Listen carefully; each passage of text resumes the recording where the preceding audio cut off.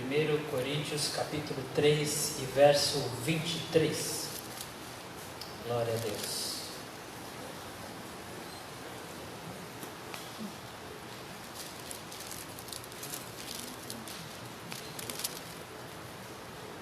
Amém? Diz assim: e vocês são de Cristo e Cristo de Deus. Amém? Curva a sua cabeça, vamos falar mais uma vez com o Pai. Querido Deus, em nome do Senhor Jesus Cristo, nós pedimos a Ti, Senhor, por nosso coração, por nossa mente, que agora, Senhor, será ministrada pela Tua palavra, essa palavra que vem do céu, essa palavra que não é nossa, essa palavra, Senhor, que transforma, essa palavra que liberta, que dá vida, essa palavra, Senhor, que dá direção.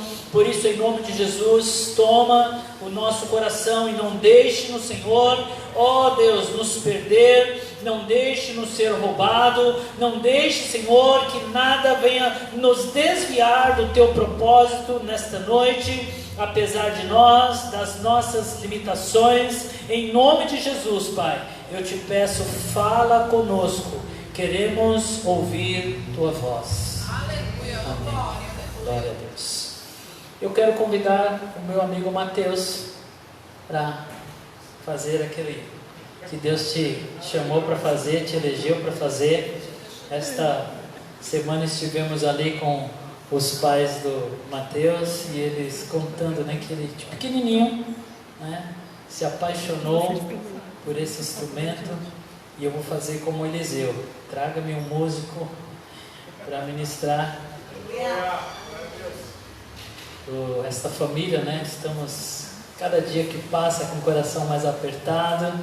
Eles estão de viagem marcada, né, para os Estados Unidos. Toda a família vai se dirigir a lá. Eles viajam no dia 4, dia 1º, né, será o último dia deles aqui, fisicamente conosco, porque eu creio que mesmo lá estaremos ligados em espírito. Amém. Então que Deus continue abençoando, prosperando essa família. Inclusive no dia 1º de março, nós estaremos lá na nossa sede, né? Estaremos lá com o nosso pastor, presidente, ministrando lá algumas canções. Você que quiser nos acompanhar, vai ser no culto das 10, né? No dia 1º estaremos lá ministrando na nossa igreja sede. Amém? Amém. Glória a Deus. A vara de Moisés era um simples galho de madeira, um cajado de pastor. Contudo, aquela vara se tornou instrumento pelo qual Deus realizou maravilhas no Egito e libertou o povo da escravidão. Murilo, dá uma forcinha ali para que o som chegue para a gente, aqui do fundo. Esteja em espírito de oração, que Deus continue falando em nossos corações. Então aquele cajado de Moisés, aquela vara, era apenas madeira, era algo utilizado no serviço de pastor, mas foi através daquele simples galho que Deus realizou obras poderosas no Egito. Foi aquela vara um instrumento que Deus realizou maravilhas ali naquela terra para tirar o povo da escravidão. A vara de Moisés se tornou uma serpente e engoliu as serpentes dos encantadores do Egito. Com aquela vara, Moisés feriu o Nilo e o Nilo sangrou, o Nilo se tornou sangue. Moisés estendeu aquela vara e pragas de rãs foram invocadas sobre o Egito, piolhos, chuvas de pedras, gafanhotos, moscas e tantas outras coisas aconteciam quando Moisés estendia aquela vara. Quando os israelitas ficaram cercados entre o mar e o exército do faraó foi aquela vara que Moisés levantou e o mar se abriu, para que o povo percorresse aquela rota de fuga. Como um pedaço de madeira tão insignificante se tornou um instrumento de grande poder? A resposta está lá em Êxodo 4, verso 20. A vara de Moisés se tornou a vara de Deus. Olha o que diz esse verso. Então Moisés levou sua mulher e seus filhos montados num jumento e partiu de volta ao Egito, levando nas mãos a vara de Deus. Então, quando aquele pedaço de madeira se tornou a vara de Deus, aí grande poder veio sobre aquele insignificante instrumento. Deus usa coisas insignificantes. Da mesma maneira que Deus usou aquele pedaço de madeira, Deus usa pessoas insignificantes, muitas vezes com poucos dons, para realizar a sua obra no mundo. Às vezes de maneira que afetam toda uma geração ou todo o curso da história. Pessoas que não eram nada, desconhecidas, mas quando se tornaram pessoas de Deus, Deus mudou a história. Porém, aquilo que eu sou precisa se tornar o eu de Deus. O que eu sou precisa ser o eu de Deus. Então poderei me tornar útil nas mãos dele. As Escrituras, elas enfatizam muito que o pouco pode se tornar grande quando é consagrado a Deus. O pouco nas mãos de Deus se torna muito, mas o muito sem Ele nada é.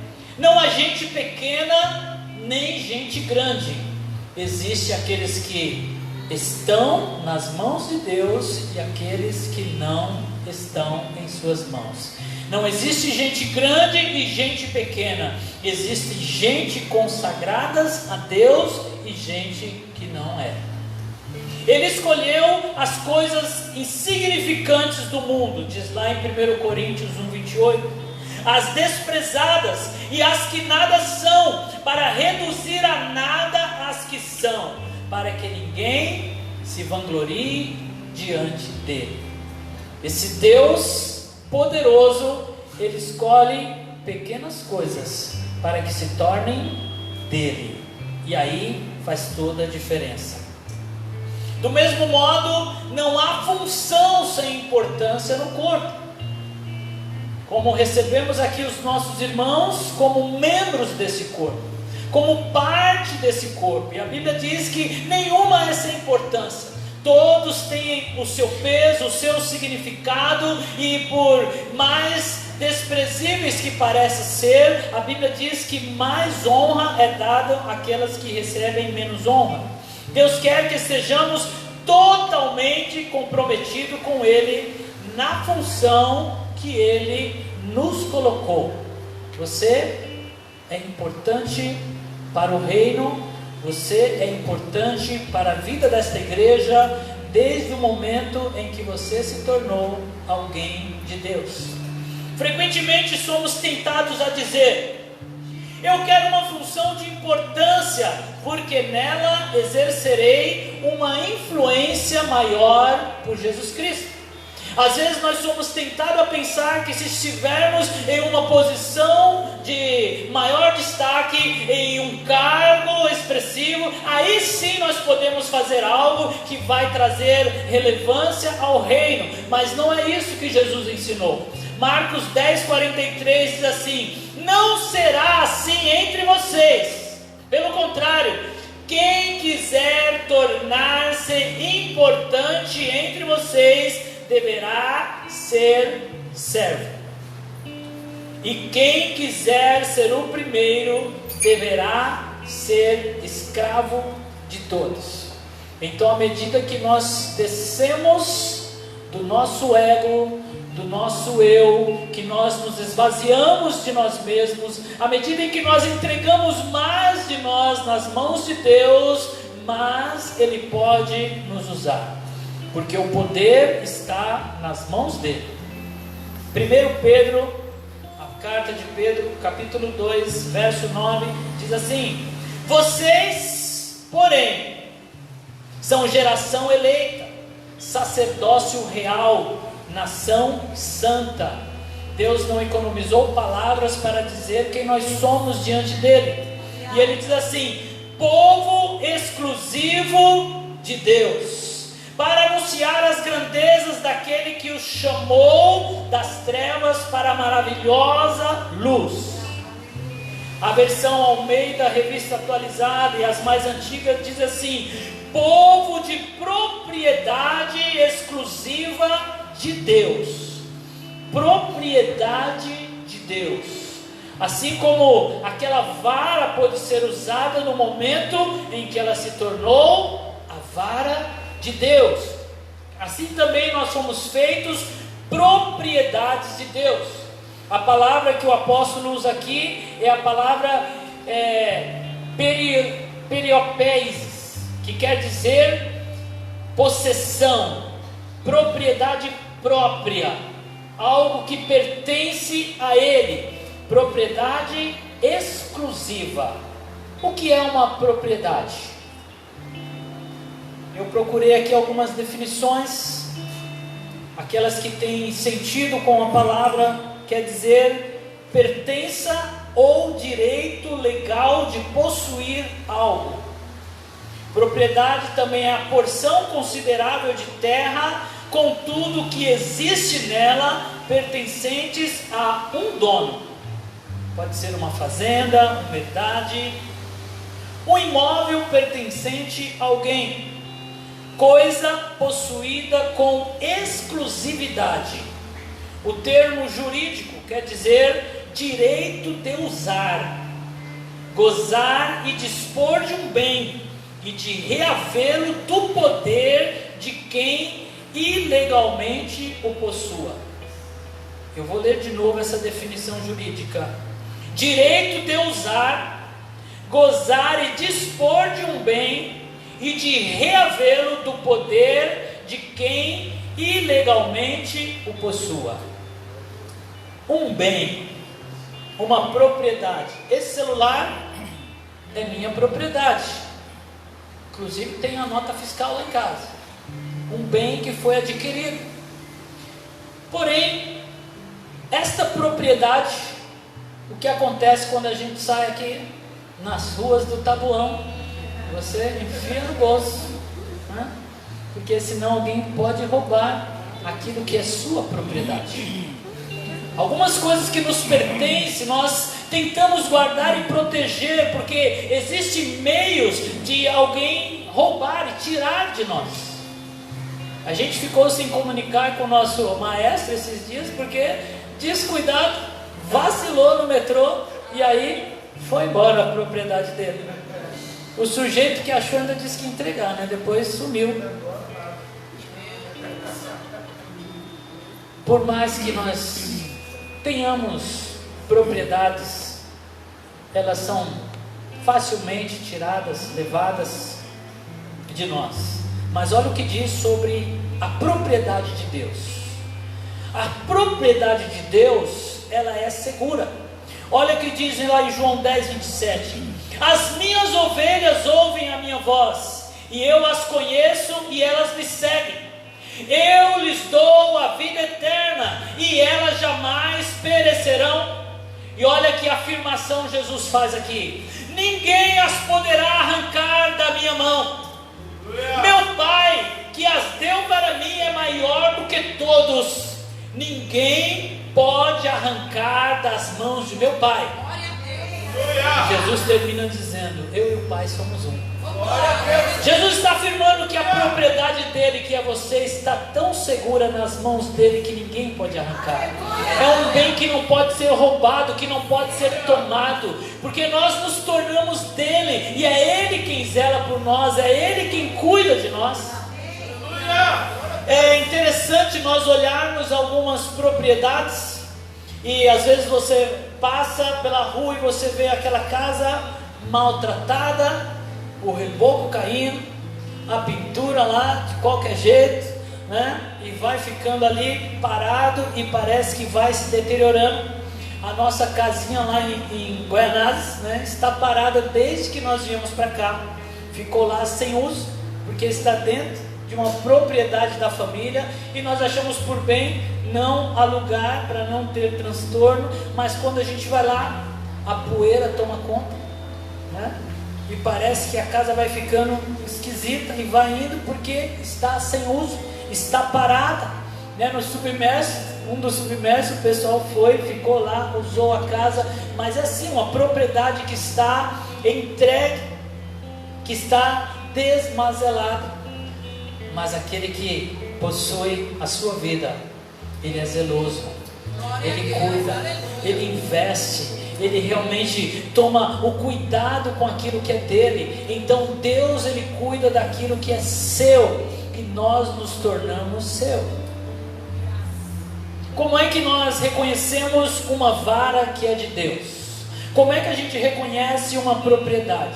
Tem algumas pessoas que você, quando vê algo daquela pessoa, você sabe que aquilo é bem cuidado. Tem algumas pessoas que nós caminhamos com ela, que ela cuida tão bem daquilo que lhe pertence, que quando ela te oferece algo para comprar, você diz eu quero, porque a gente sabe que foi bem cuidado. O carro que a pessoa usa, né, ele toma cuidado, ele faz as manutenções, ele cuida tanto que às vezes o pessoal vem e fala assim, olha, quando for vender me avisa, porque a gente sabe que a pessoa cuida, não é? E você vai na casa da pessoa e você vê o cuidado, o zelo que tem, e aí você vê alguma coisa que às vezes alguém diz que é daquela pessoa, e aí você olha e fala assim, não é daquela pessoa, porque ela cuida bem do que é dela.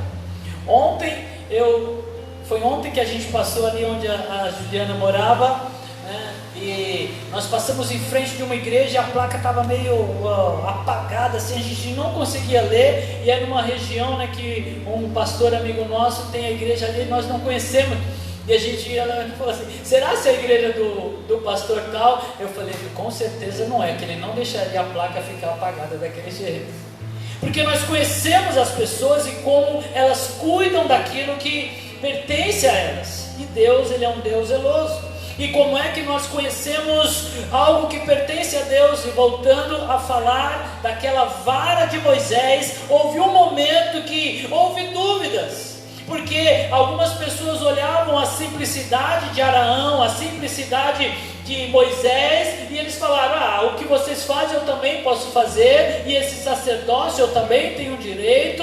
E aí Deus falou assim, então chama um representante de cada tribo, chama um príncipe de cada tribo, e eles vão colocar o nome deles em cada uma das suas varas, e essas varas serão colocadas na presença do Senhor. E olha o que aconteceu. Números 17:8 diz assim, no dia seguinte Moisés entrou na tenda e viu que a vara de Araão, que representava a tribo de Levi, tinha brotado, produzido botões, flores, além de amêndoas maduras. A vara que pertence a Deus floresce, a vara que pertence a Deus dá fruto, a vara que pertence a Deus se torna a própria referência de que ela pertence a Deus, porque Deus é quem está cuidando e zelando. Por isso que a própria vara testificou sobre ela quando ela produziu frutos. E olha o que Jesus diz, assim pelos frutos vocês os reconhecerão. Como que nós reconhecemos as varas de Deus? Elas produzem frutos, e é por esses frutos que testificam que quem está cuidando é o Pai, quem está cuidando é o próprio Deus. E quando Deus está conduzindo esse processo, Ele diz assim, lá em Números 17:5, a vara daquele que eu escolher florescerá, eu me livrarei dessa constante queixa dos israelitas contra vocês. É Deus quem escolhe. É Deus quem escolhe o que Ele quer usar, é Deus que escolhe aquilo que vai ser posse dEle. Foi Deus quem nos escolheu para ser propriedade exclusiva dEle. Ele olhou e disse: eu quero para mim. E quando Ele pega, Ele realmente usa. É Deus quem escolhe.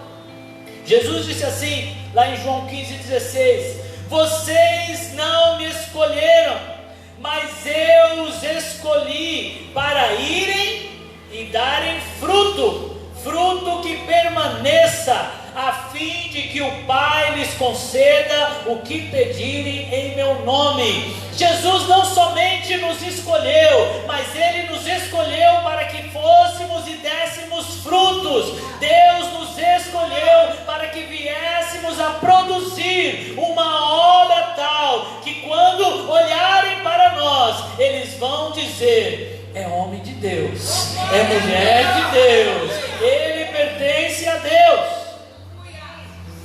Nós precisamos só nos render a esse governo. Às vezes nós queremos fazer inúmeras coisas, às vezes queremos planejar coisas e entender como Deus vai nos usar. Às vezes nós queremos ser senhores de nós mesmos, e aí nós ficamos tentando encontrar forma de Deus usar a vara dele. E aí nós fazemos planos, projetos, desejamos e nos empenhamos para algo que nem perguntamos se o dono quer nos usar assim. E nós temos sido desafiados a simplesmente nos colocar na presença de Deus. Eu tenho sido desafiado e tenho desafiado a outros a orarem dizendo: Senhor, vem tomar conta da minha vida. Espírito Santo, vem me encher ao ponto de eu transbordar e que a minha vontade ela saia para fora e a tua vontade fique dentro de mim. Nós somos chamados a invocar o nome desse Deus e nós precisamos colocar as nossas vidas na mão dele, entregando cada vez mais, invocando o nome do Senhor e dizendo: Senhor, eu sou teu, a minha vida é tua, não deixe eu usá-la de outra forma, mas que o Senhor possa usar a minha vida. Na reunião que tivemos aqui do Eles e Elas, lá com os homens, eu lancei um desafio, o desafio dos 10 minutos, 10 minutos, e eu falei para os homens que se reuniram para orar comigo aqui, disse: 10 minutos é pouco? Você pode abrir mão de 10 minutos? E todos concordaram: 10 minutos, posso abrir mão. Então comece o seu dia com o desafio dos 10 minutos. Antes de qualquer coisa, mexe lá no seu relógio, 10 minutos não vai fazer falta para você. E antes de você despertar, coloque 10 minutos mais cedo. E esses 10 minutos você usa para se colocar nas mãos de Deus, dizendo: Senhor, que esse dia seja regido por Ti, que o Senhor tenha liberdade sobre as minhas vontades, Senhor, que o Senhor conduza o meu entrar e o meu sair, que as minhas decisões sejam tomadas em Ti. Ó Deus, eu estou me colocando agora em Tuas mãos, que o Senhor venha regir o meu dia. Ó Senhor, não deixe eu falar o que eu não devo, Senhor, não me deixe ser conduzido para um lugar onde o Senhor não queira que eu esteja, e você usar esse tempo e deixar Deus reger. Senhor, prepare momentos nesse dia para que eu tenha comunhão contigo, momento com a tua palavra, e comece o seu dia assim. Eu fiz esse desafio, foi na sexta-feira, na segunda ou na terça, a gente tinha um monte de coisa para resolver, e nós saímos de casa e levantamos com o horário já apertado, e eu fui com a Juliana porque ela ia fazer alguns exames, e eu também tinha que fazer algumas coisas, e parece que o dia não fluía. Chegou lá no metrô, não conseguia lugar para estacionar. Aí eu falei: Ju, desce aí que eu vou achar um lugar, eu te alcanço. E ela foi, aí eu não conseguia lugar, consegui um lugar longe. Aí eu estou indo para o metrô. Na hora que eu estou chegando lá, lembrei que esqueci o bilhete, tive que voltar para pegar o bilhete, e nada dava certo. E era para mim descer na Ana Rosa, eu desci na Praça da Árvore, e eu desci, na hora que eu passei a catraca, eu falei: desci no lugar errado. Aí eu fui voltar, com o bilhete, e é meia hora, o negócio funcionar de novo. E eu falei: misericórdia, Deus. Aí eu falei: bom, vou tentar adiantar as coisas. precisava ir no correio, comecei a procurar lá e nada fluía. E aí eu estou voltando para o metrô. Aí o Espírito Santo falou comigo: e os 10 minutos? Aí eu falei: eita, Jeová. Aí Deus sentou comigo. E aí, meia hora para esperar, né? Jesus. Aí eu falei: Deus, conduz a minha vida, conduz o meu dia, que seja feita a sua vontade, que o Senhor organize as coisas. E aí eu fui orando, e aí cheguei, coloquei, passou o bilhete, foi, e aí começou sincronizadamente as coisas acontecerem. Eu fui, e aí eu tinha que me encontrar com a Juliana no lugar, fui resolvendo uma coisa, e quando eu terminei, que eu tinha que ir no correio, coloquei lá, ela me ligou: estou subindo, foi o tempo da gente se encontrar no metrô, e todo dia foi um sincronismo perfeito. E aí Deus falou: deixa eu conduzir. E às vezes a gente insiste em pegar o volante, e Deus está falando: senta aí no carona, deixa eu te levar, deixa eu conduzir sua vida. Então eu quero realmente te desafiar a confiar nesse Deus, ser realmente um instrumento dele, deixar ele decidir, deixar ele fazer, deixar ele conduzir. E a única forma de fazermos isso é realmente falar: Deus, faz, Deus está aqui, Senhor, me enche, vem Espírito Santo, olha, vem com poder sobre a minha vida, de tal forma que as minhas vontades, elas não possam resistir à sua, mas elas se rendam diante da sua.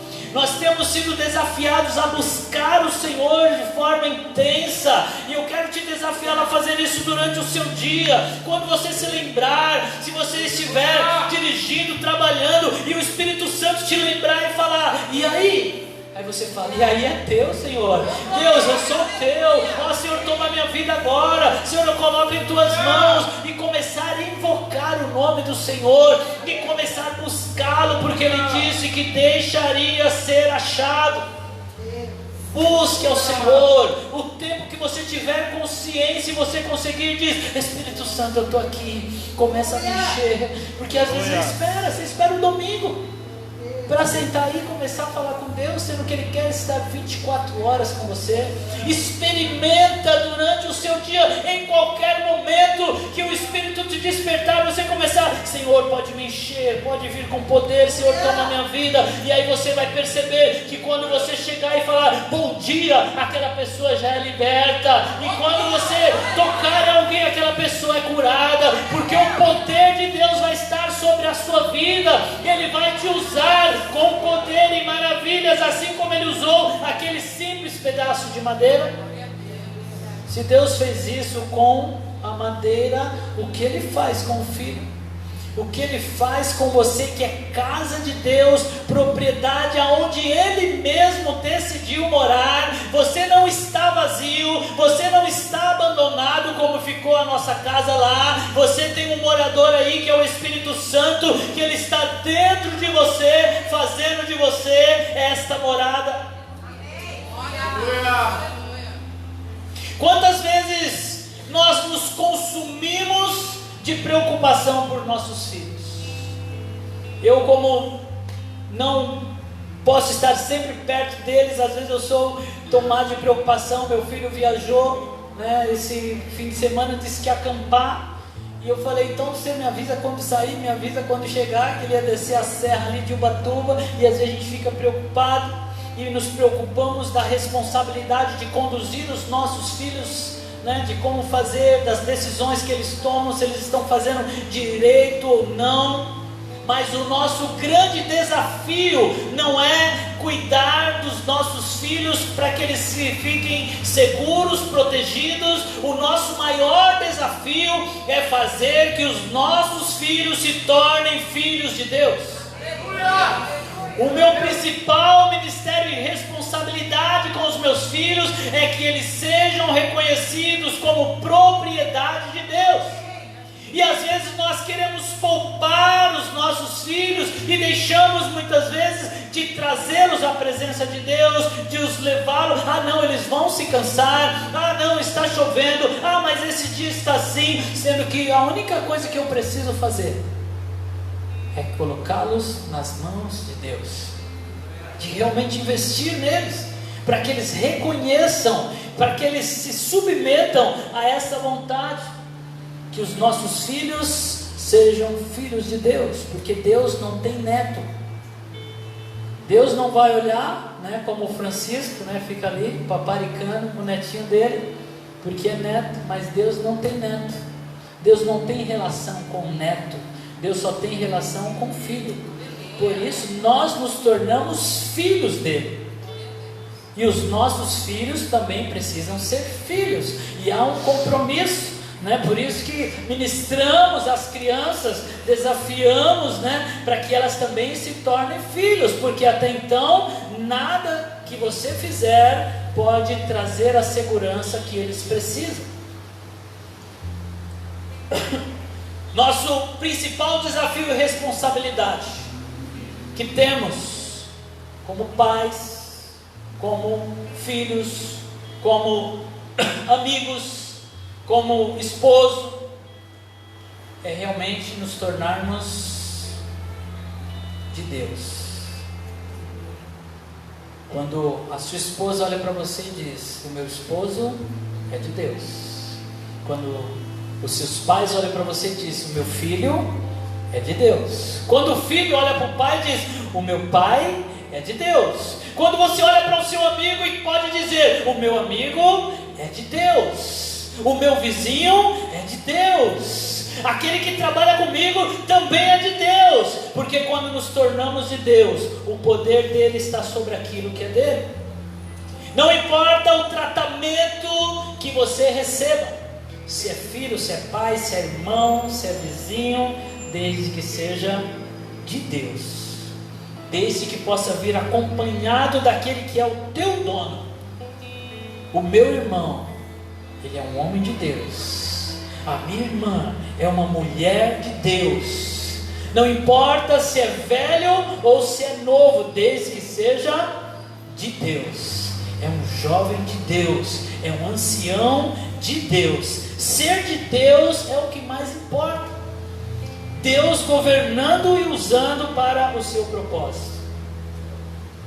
Não importa a sua origem, não importa o seu passado, não importa a sua idade, não importa quem te apoia ou quem te despreza, não importa se aqueles te amam ou te odeiam, não importa. A única coisa que importa é que somos de Deus. Somos de Deus, propriedade exclusiva de Deus. Eu quero já convidar o ministério. Daqui a pouco nós vamos participar deste banquete de Deus, porque somos dele.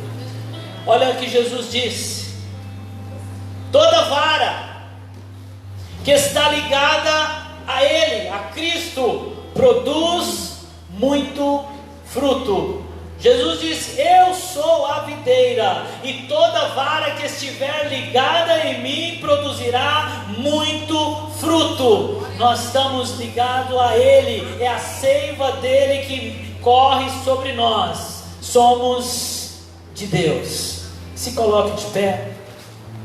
Que Deus nos dê essa consciência que a diferença, cara, é sermos de Deus. Sermos de Deus. Vamos falar com Deus. Pai,